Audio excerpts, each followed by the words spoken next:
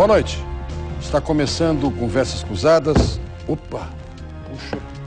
Quando eu cheguei aqui, me disseram que talvez eu fosse dispor só desta ferramenta, porque outras estariam com uma pequena avaria aí, técnica. Mas parece que é o contrário. Está tudo funcionando normal e o meu aqui é que quase me derrubou.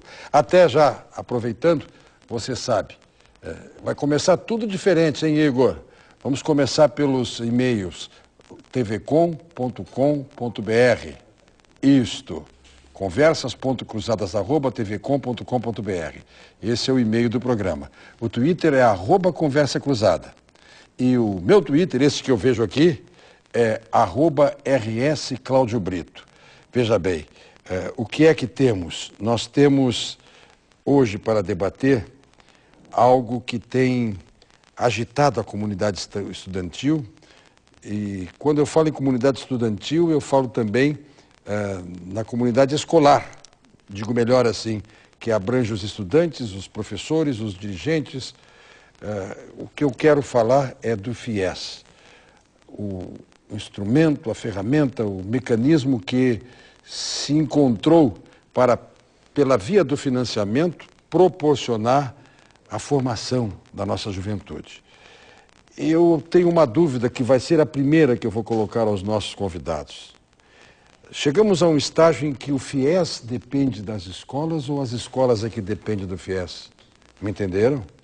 O FIES, para ter sucesso, para ter a resposta social e política que os que o imaginaram trouxeram, ele tem que estar como tem sido conduzido ou temos que buscar a frenagem, aquela frenagem de arrumação?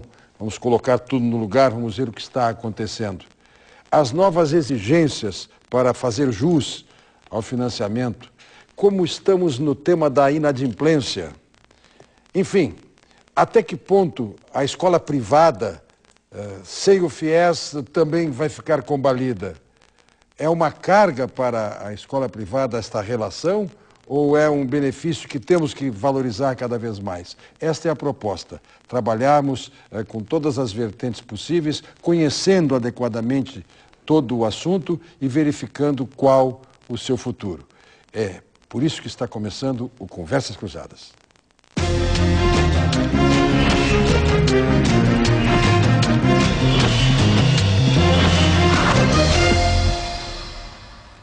Convidados do programa, o presidente do Sindicato do Ensino Privado em nosso estado, Bruno Eiserich.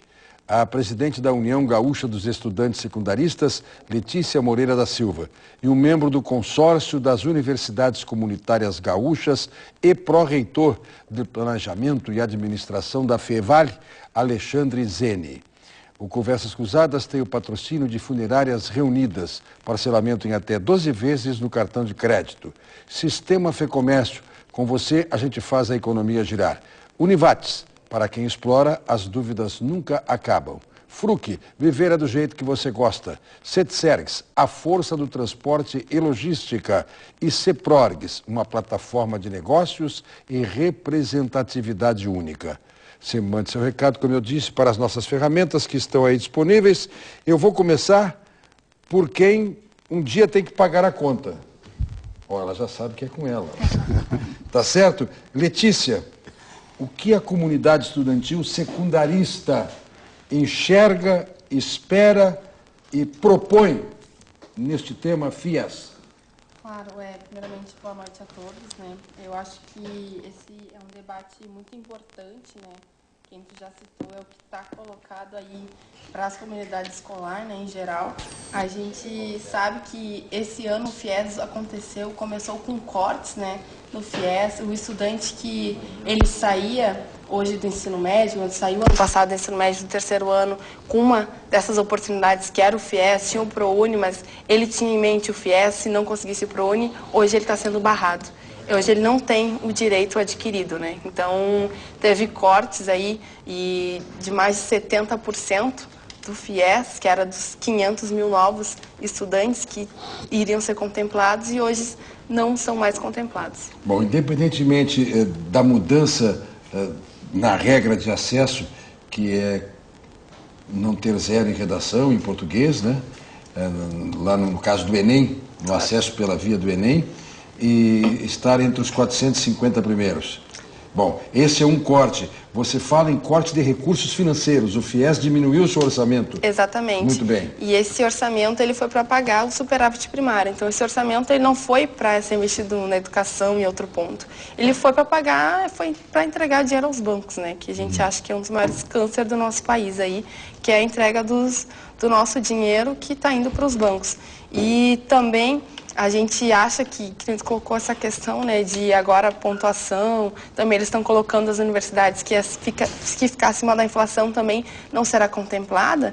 Na verdade, a gente deveria então ter uma regulamentação disso, né, que não teria nada a ver com o FIES. Na verdade, a gente acha que é um motivo que eles estão dando para cada vez menos estudantes terem o acesso e isso acaba que eles vão ter dinheiro sobrando para estar entregando aos bancos. Bom, a tua entidade, a UGES, eu já tive carteirinha da UGES, eu já fui sócio da UGES. No tempo que a carteirinha de cinema era a identidade estudantil. Aliás, essa é uma distorção que os estudantes têm que corrigir. É identidade estudantil, não é carteirinha de cinema. É identidade estudantil. A carteira que dá direito à meia entrada, tudo bem, ótimo. O PROCON está aí numa luta bonita de fazer valer a meia entrada, mas esta é só uma consequência. O importante é ter aquela identidade. Estudante do Brasil e por aí afora. Tu estás liderando toda uma juventude que está na porta, esperando a hora de se valer do FIES, inclusive, para ir à universidade. É esse o teu caso, tu estás concluindo o ensino médio? Eu já concluí, agora eu faço o curso pré-vestibular, então, mas ano que vem pretendo estar na faculdade, né? E poderia ser um desses meios. E aí deu para UGES, né? E é claro. Porque aí ano que vem é movimento universitário. Muito bem. Então tu estás bem nesta situação daqueles milhares que têm essa expectativa e o sentimento é esse que tu me trazes. Exatamente. Todos percebem que diminuiu o tamanho do FIES e isso está sendo ruim. Isso é um sentimento de indignação nosso dos estudantes, né? É inaceitável hoje. A gente, até ano passado, tinha o acesso e esse ano foi cortado.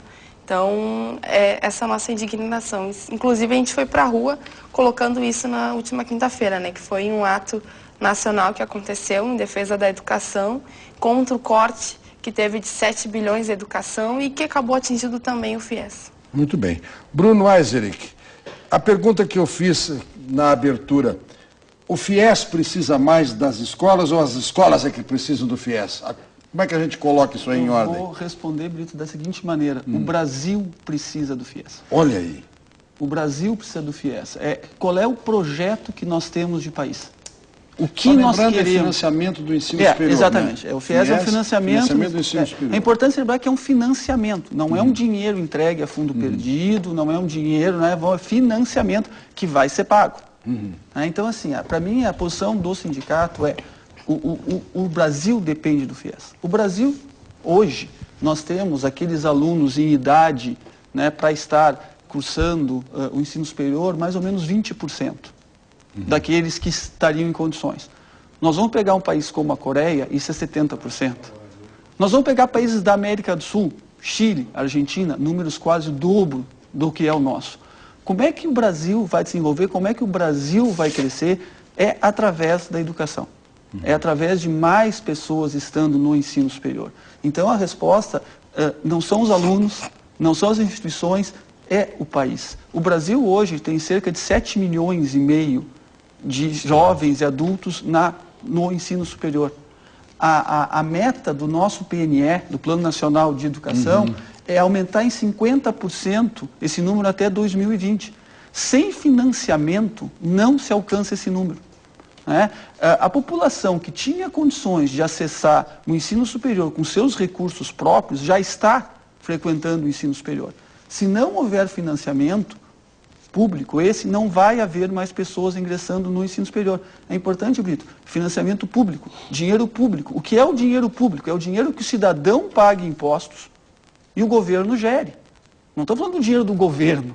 Só me ajuda a reconstruir toda essa história, inclusive. Quando é que nós começamos com o FIES? Quando foi a primeira vez que um estudante pôde apresentar-se em um estabelecimento de ensino dizendo: eu estou aqui financiado pelo poder público? O FIES, eu acho que o Zeni vai poder me ajudar, eu acho que do início dos anos 2000, né, no 2000 que ele teve um grande salto, né, mas o que acontece? Esse programa ele veio crescendo muito, porque o que acontece? A grande vantagem do FIES para os alunos é os juros. Qualquer outro banco, um banco poderia oferecer um financiamento, mas a questão é os juros que é cobrado pelo FIES, que é muito inferior aos juros que um banco cobraria para fazer um empréstimo para o aluno. Por isso que nós pensamos, é uma questão do futuro do país. O país está investindo em educação. E o aluno vai pagar quando vai formado? Vai pagar depois de um ano de formado. Mais, né? Então o aluno paga quando o aluno começou a ganhar mais, quando o aluno ascendeu socialmente, quando o aluno tem um emprego melhor, ele vai pagar. E é importante colocar uma coisa importante também, Brito. As instituições de ensino superior são fiadoras dos alunos, na grande maioria no FIES. Então, na maioria dos contratos hoje, até uma obrigação que existe pelos novos contratos é o seguinte: quem é o fiador do aluno é aquela instituição onde ele está estudando. Se não houver o pagamento, a própria instituição é que vai ter que ressarcir o governo. Uma parte sim. Bom. Então... E a inadimplência tem sido grande? Nesse caso, Brito... Tudo bem na Fevale? Tudo bem na Fevale, graças a Deus, tudo bem. A Fevale tem crescido. Professora Raide, como vai? Muito bem. A professora Raide está dedicada à pesquisa, à sala de aula. A professora Raide é uma pessoa sensacional, né? Nós fomos colegas de Unicinos. Que legal. Na extensão da Unicinos também. É alguém que saiu da Unicinos, veio para a Fevale, que a gente fica exatamente. Muito feliz com ela lá, né? Eu recentemente tive uma alegria, o professor Daniel, do Direito Penal, que tinha sido aluno na Unicinos, hoje é professor lá, me proporcionou conviver uma manhã inteira na Fevale, fazendo uma palestra, debatendo o direito penal. Eu fiquei muito entusiasmado de ver aquela juventude. Tem um bom curso lá, e eu acho que o que qualifica são exatamente esses profissionais que têm envolvido lá no curso da Fevale, que são maravilhosos, né? Digamos, eu estive naquele auditório... No azul? Exatamente, no azul. Eu até lá na Fevale é por eu estava procurando o vermelho, mas me botaram no azul, tudo bem. No auditório azul. O auditório. Mas ele não tem qualificação. Capacidade de quantas pessoas? Tem 220 lá. Bom, estava lotado, para minha alegria. Esses 220, que percentual ali eu teria, quem sabe, de financiados pelo sistema? Provavelmente uns 20%. Tá. Que tá ali. Talvez no direito, que a procura é um pouquinho maior, até um pouco mais, né? Mas Brito voltou... mais ou menos isso. É, mais ou menos isso. A população acadêmica, 20% da Fevale. Mas a Fevale média nacional é maior. Que isso. O Rio Grande do Sul, o Rio Grande do Sul é um dos estados que tem o menor número de alunos em FIES ainda. Se nós formos sair do Rio Grande do Sul, o número é bem maior. E nós chegamos, quando iniciou o programa, eu até posso falar um pouquinho dessa questão, porque o embrião desse programa ele veio lá dos anos 80, com o financiamento da Caixa, porque talvez vocês lembrem, né? Sim. A Caixa financiava, depois os modelos foram se alterando ao longo dos anos. Na década de 2000, então, constituíram o FIES público, que era financiado pela Caixa, mas era bancado pelo governo, então tinha dinheiro subsidiado. E esse novo FIES, que é esse modelo que está aí, que ele veio de fato, como disse o Bruno, para apoiar o desenvolvimento do que estava no PNE, ainda do PNE, o antigo, não esse novo Plano Nacional do Ensino, né? Ele veio justamente para fazer essa entrada do aluno, do acadêmico, para que a gente mudasse de patamar. Que saísse desses 5, 7 milhões para 12, 13 milhões de alunos que pudessem estudar. E aí houve, na minha opinião, Brito, uma falta muito grande de planejamento do governo em relação a isso. E aí, olhando para essa questão, a gente pode dizer o seguinte: bom, até que nós tivermos no país políticas que forem de governo e não políticas de Estado, a gente vai sofrer com isso. A gente vai ter problema com essa questão. Não é uma política que é garantida pelo Estado, que independente de uma crise econômica, uma suposta crise econômica, ela está defendendo uma outra questão, se abate e se corta e se muda as regras no meio do caminho. De certa forma, ela nos deu um retrato de crise econômica, ou seja, o FIES está diminuindo porque precisaram retirar recursos do programa para equilibrar a conta do Tesouro. É que a Pátria Educadora, ela não olhou para isso, talvez, né? Talvez os 30% que o nosso ministro tenha determinado o corte, poderia ter sido um pouquinho melhor pensado, né? 300 mil alunos. Aí está falando aí de um contingente de alunos que poderiam estar estudando, né, Brito? Que é absurdo. Nós cortamos aonde nós poderíamos estar melhor no futuro. Deixamos de talvez ter acesso a 300, 400 mil alunos, até acho que é mais, viu, Brito? Porque o ano passado... O Brito tá aqui. Bruno Brito, né? Pelo menos nós temos um nome diferente, começa diferente. Mas o ano passado entrou 700 mil alunos no sistema. É um exagero? Não sei se é um exagero. Talvez seja uma defasagem do que nós precisávamos ter. Então, eu acho que essa falta de planejamento... 210 mil a menos pela proposta, pelo que está colocado aí, o corte... Não. No ano passado foram 700 mil e o governo está garantindo que 200 mil novos. Então, falando de meio milhão de alunos. Na verdade, está 190. Ele está arredondando, deixando 10 mil. Estão falando aqui de meio milhão de alunos que podiam entrar financiados e não vão ser financiados. Na Fevale, por exemplo... Então, o corte de 30% não é no número de alunos, não, é de recurso. É de recurso. É valores? É de recurso. Por isso que afetou que não só... significa cortar mais gente ainda. Por isso que não afetou só os novos, só os entrantes. Afetou quem está lá. Hoje, mais ou menos dos que estão, do 1.900.000 que está lá, de alunos que já tinham... mais ou menos 20% conseguiram fazer... Porque tem a questão dos alunos que não estão vindo renovar seu contrato. Não consegue? Essa é a pergunta, como é que faz? Acabou? Não, o prazo vai até o final do mês. O prazo para aditamento, para renovação, ele vai até o final desse mês de abril. Sim, mas... Os alunos não estão conseguindo fazer o aditamento. Esse é um outro problema. Infelizmente, nós não temos o governo na mesa para que possa nos explicar, porque, na verdade, o governo não tem uma explicação para isso. Dizem que o problema é que o sistema, tem muita gente tentando acessar e o sistema não consegue. Na verdade, o governo deve essa explicação para a população, para os acadêmicos. Né? As instituições de ensino estão fazendo todo o possível, estão colocando plantões, tem instituições que estão fazendo plantão de madrugada com os alunos, para colocar funcionários de madrugada para ajudar os alunos a acessar o sistema. É um sistema, é o Sistec, tem mais o pau no sistema. Exatamente, o sistema não está funcionando. Essa é a ferramenta que eles estão usando. Né? Essa ferramenta que eles estão usando. Na verdade, eles, olha, eu acesso, chega no meio, cai, não tem o botão de confirmação, essa questão. Toda ela está impactada por isso. Bem programadinha. Bem programada. Ou mal programada. Sim. Não, acho que não, Bruno, né? Bom, esse é um drama... E o sistema tem uma ferramenta que, em determinado momento, estanca de qualquer forma, porque os recursos previstos terminaram? Tem. Brito, a gente não sabe, porque isso é uma caixa preta. O governo transformou esse sistema em alguma coisa que só o governo, o MEC, sabe o que está acontecendo. Porque o que nós temos? O governo criou aqueles filtros, né? Primeiro aquele filtro dos 450 pontos, que é um grande absurdo ter que ter os 450 pontos. E por que esse é um absurdo? Se nós vamos pegar o dado do Enem de 2012, que é uma informação que nós temos, aqueles alunos de famílias que ganham entre 1 e 5 salários mínimos, que são os alunos que vão utilizar o FIES, só 7% dos alunos atingiram os 450 pontos.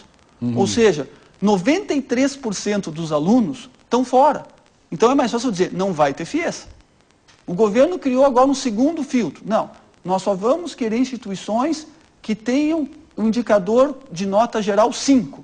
Brito, no Rio Grande do Sul, nós temos só 2 instituições que têm o IGC, o Índice Geral de Cursos, número 5, que é a Universidade Federal do Rio Grande do Sul e a Fundação de Ciências Médicas. Ambas instituições federais, as quais os alunos não precisam do FIES, porque ela é gratuita. Esta alteração veio por lei? Eu entro nisso. Ela veio por portarias ministeriais no final do ano passado. Eu entro nisso. Tem coisas... Bem, por que eu fiz a pergunta? Artigo 5º da Constituição Federal, que é o artigo que eu digo sempre, é o artigo que... Esta aqui, ela não está sinalizando mesmo. Está com a luzinha apagada ali. Ó. É assim mesmo? Então tá. Então tá.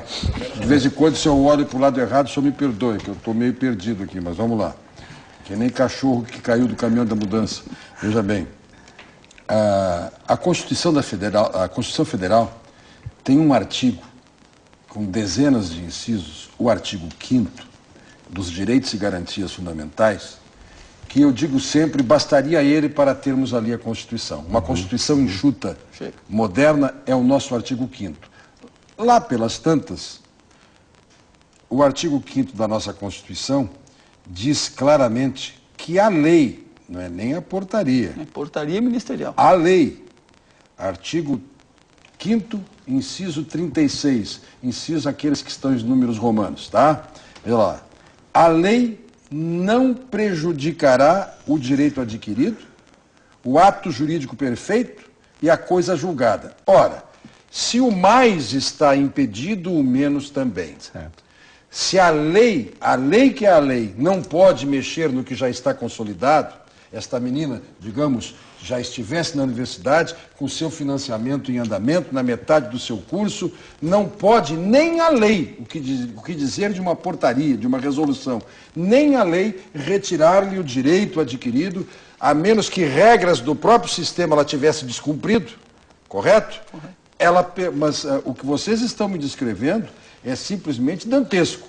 Que pessoas que já estão no sistema não estão conseguindo aditar o contrato. Não. E estão cursando normalmente, não interromperam o curso, não rodaram. Essa orientação. A orientação é que as instituições que continuem atendendo seus alunos, não vamos prejudicar os alunos. Tá. Não interromperam o curso, desculpa interromper, mas, por exemplo, a gente tem casos no Brasil, ainda em Porto Alegre, no estado do Rio Grande do Sul ainda não tem, mas os estudantes estão indo para o Serasa, por exemplo, estão tendo seus nomes sujos. Como não aditaram, né? Porque não veio financiamento e a universidade está cobrando deles. Só que se ele tivesse dinheiro para pagar, ele não precisaria do FIES, né, pela lógica. Então, está acontecendo isso também, inclusive, é uma das... Vitor, colocar bem claro, no Rio Grande do Sul não. Isso não acontece. Tem uma questão nessa discussão que não é nem legal, é moral, né, na minha opinião. Tem coisas aí que estão previstas na lei. Por exemplo, nós estávamos discutindo antes de entrar aí o Bruno. A questão do corte da qualidade, que eles estão dizendo, olha, curso com CPC 5 vale, os outros não valem, ela, de certa forma, ela está prevista lá. A lei do ProUni diz, não, pode cortar pela qualidade. Só que esse processo do corte pela qualidade, ele não ocorreu antecipadamente, ou seja, ele ocorreu no meio do processo. Quando as pessoas que lá estavam se inscrevendo, né, foram surpreendidas com isso. Não foi feito assim, bom, olha, o ano que vem nós só vamos aceitar pessoas que estejam com 450. Essa é uma questão que pode ser legal, mas é imoral. É imoral. Outras coisas são totalmente ilegal. Por exemplo, eles limitaram o aumento, né, das mensalidades em 6,41. Quando que uma lei maior do que isso estabelece que o aumento das mensalidades é determinado pela planilha de custo? Existe uma lei das mensalidades. O próprio governo tem uma lei, e o próprio MEC, eu diria assim, né, que diz, olha, tu pode mostrar a tua planilha de custo e dizer vai ser 4, vai ser 8, vai ser 3. Este é o segundo ponto que eu vou deixar justamente para o bloco seguinte, por isso comecei por ela nos trouxe uma informação nesta linha. Uma das novidades é que os estabelecimentos devem respeitar o índice da inflação. Não pode renovar a matrícula com índices que sejam acima da inflação, desconhecendo-se a planilha que é da lei. Lei das mensalidades escolares. Muito bem. E isso está prejudicando não só a entidade de ensino, mas também o público interessado. E mais essa informação que é bom ressaltar, no Rio Grande do Sul nós não temos o caso, mas no Brasil já existe, inclusive, busca da justiça e já tem algumas decisões mandando limpar o nome de estudantes que estão no Serasa. É uma coisa kafkiana, né? Kafkiana. Porque se ao mesmo tempo, pelo sistema, a universidade é que é a fiadora, a entidade é que é fiadora... Mas é que ele não conseguiu assinar o contrato. Embora há uma sacanagem aí de algumas instituições, porque nesse momento ele ainda está dentro do prazo, ele não deveria estar fazendo isso, não poderia estar fazendo isso, né?